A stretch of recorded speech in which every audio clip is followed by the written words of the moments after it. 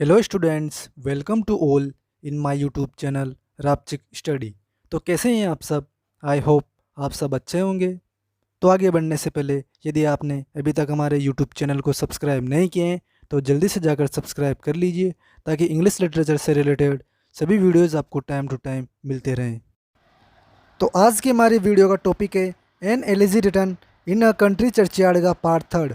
इससे पहले यदि आपने पार्ट फर्स्ट और पार्ट सेकंड नहीं देखा है तो आई बटन पर दोनों वीडियो शो हो रहे हैं, वहाँ इनका लिंक मैंने डिस्क्रिप्शन बॉक्स में भी डाल दिया है, वहाँ से भी आप इन्हें देख सकते हैं। तो अब बिना किसी देरी किए स्टार्ट करते हैं आज का वीडियो।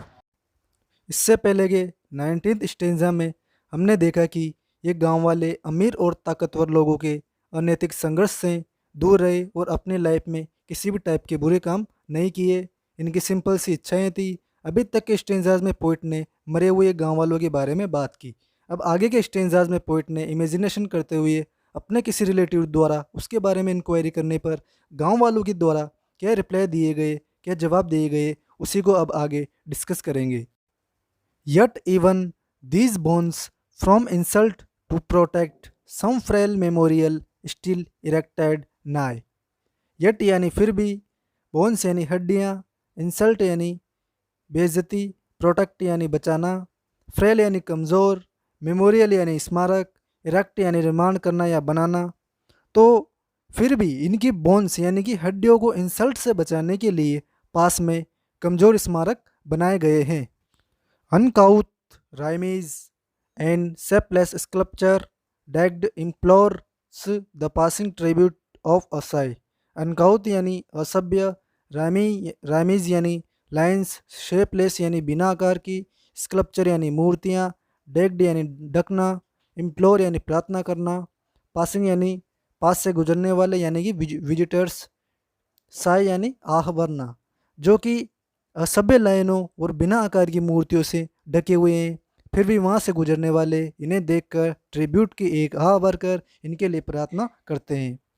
नेक्स्ट स्टेंजा है their name their years spelled by the unlettered muse the place of fame and elegy supply. Their यहाँ पर उन मरे हुए गांव वाले लोगों की बात हो रही है, उनके लिए यूज़ हुआ है यहाँ पर। ईयर्स उनके डेट ऑफ बर्थ और डेट ऑफ डेथ के जो साल है उनकी बात हो रही है।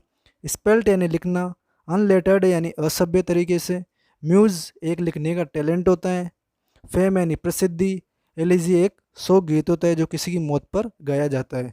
तो इसका हिंदी देखते हैं। उन मरे हुए गांव वालों के नाम, उनके डेट ऑफ बर्थ और डेट ऑफ डेथ के जो साल है उनकी कब्र पर असभ्य म्यूज़ में लिखे हुए हैं, असभ्य तरीके से लिखे हुए हैं। उनकी प्रसिद्धि वो शोक गीत लिखने के स्थान पर। And many a holy text around she strews. Holy यानी होता है पवित्र, टेक्स्ट यानी विषय, राउंड यानी कब्रिस्तान के चारों ओर, स्ट्रीज यानी फैलाना। तो बाइबल में से कई पवित्र विषय कब्रिस्तान के चारों ओर फैलाए गए हैं। That is the rustic moralist to die. Rustic यानी गांव वाले, मोरलिस्ट यानी कि गुड हार्टेड पर्सन्स की बात हो रही है यहाँ पर। तो जो गांव वालों को सिखाती है कि गुड हार्टेड पर्सन कैसे मरते हैं। नेक्स्ट, फॉर हु टू डम फॉरगेटफुलनेस ए प्रे। डम यानी होता है भोले भाले, फॉरगेटनेसफुल यानी भूलने का, नेचर भूलने की प्रवृत्ति, प्रे यानी होता है शिकार करना। आखिर ये भोले वाले गांव वाले लोग डेथ के बाद भूलने की प्रवृत्ति के शिकार हो जाते हैं। इट मीन्स लोग उन्हें भूल जाते हैं। This pleasing anxious being ever resigned. Pleasing यानी होता है सुंदर, एनसीएस यानी बेचैन, रिजाइन यानी छोड़ देना, एवर यानी हमेशा के लिए। इस सुंदर और बेचैन लाइफ को हमेशा के लिए रिजाइन कर दिया। Left the warm precincts of the cheerful day nor cost one longing lingering look behind।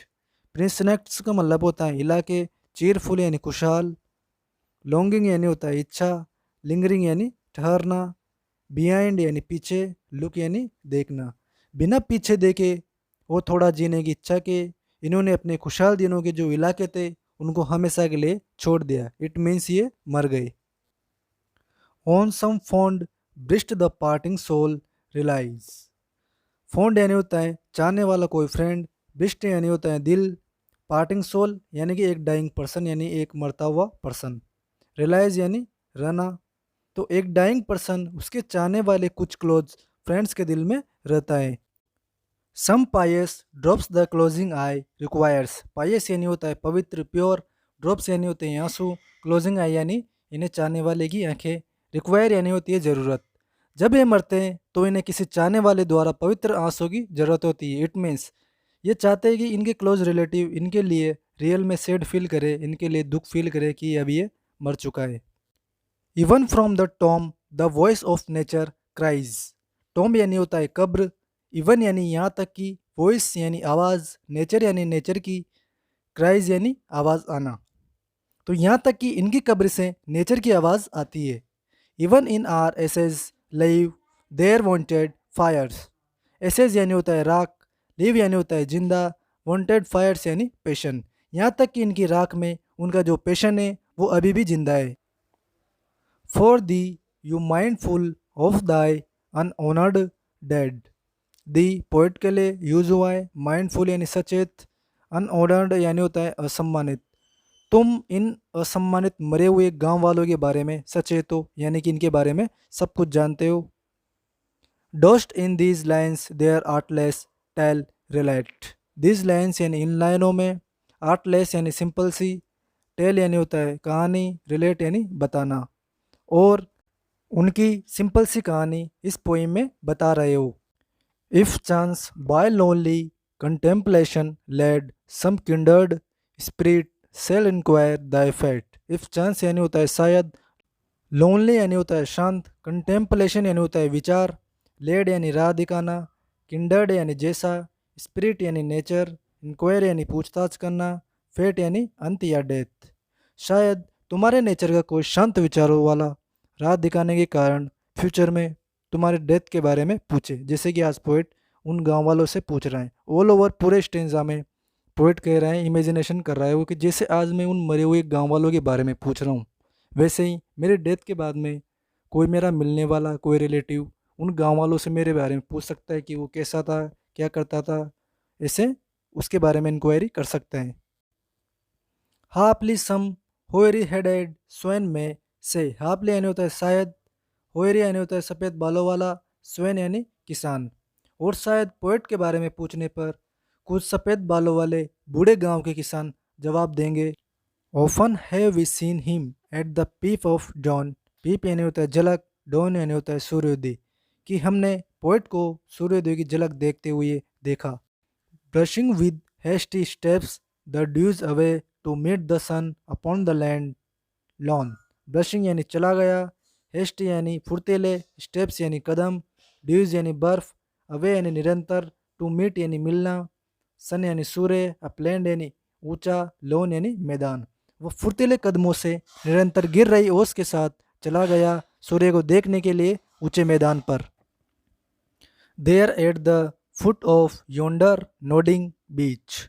Yonder यानी होता है उस ओर, फुट यानी आधार बेस, नोडिंग यानी लहराते हुए, बीच यहाँ पर बीच ट्री की बात हो रही है। That wreathes its old fantastic roots so high. Wreathes यानी गिरा हुआ, हाई यानी ऊंचा। तो जो बूढ़े गांव वाले किसान हैं वो उस इंक्वायरी करने वाले को रिप्लाई देते हुए कहेंगे, उस पुराने फैंटास्टिक जड़ों से गिरे हुए लहराते हुए बीच ट्री के आधार पर पोइट बैठ जाता था।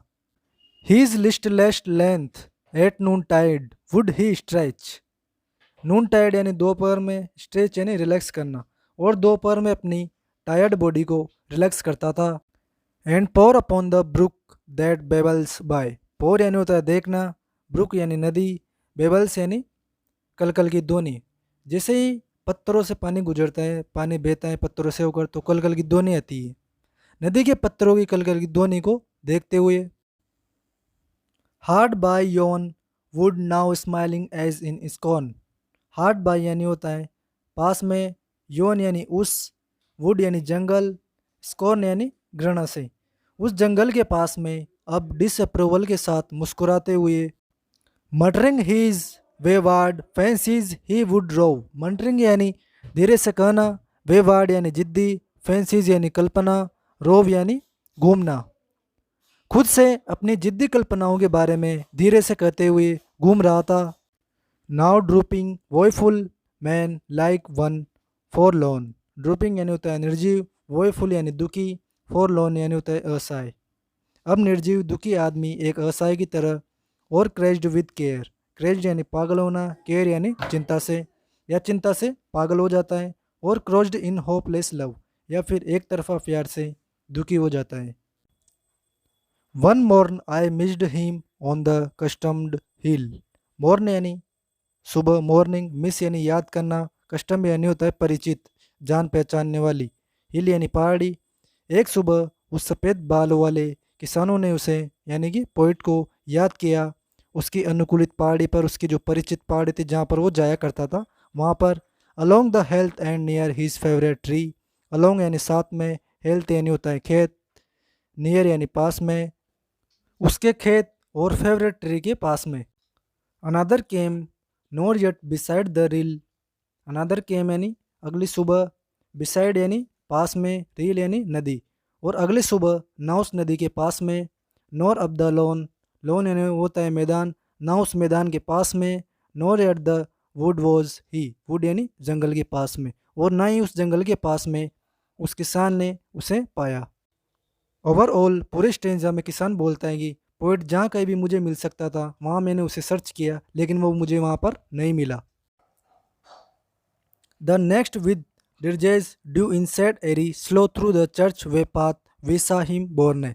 नेक्स्ट यानी अगली सुबह, डिरजेज यानी किसी के मरने पर गाया जाने वाला गीत जिसे शोक गीत भी बोलते हैं, सेड एरी यानी अर्थी, स्लो यानी धीरे धीरे, चर्च वे यानी चर्च के रास्ते से। अगली सुबह मैंने यानी कि गांव वाले बूढ़े किसान ने उसे यानी कि पोइट को शोक गीत के साथ उसकी अर्थी को चर्च की ओर धीरे धीरे ले जाते हुए देखा। Approach and read, for thou canst read the lee graved on the stone beneath you edged throne।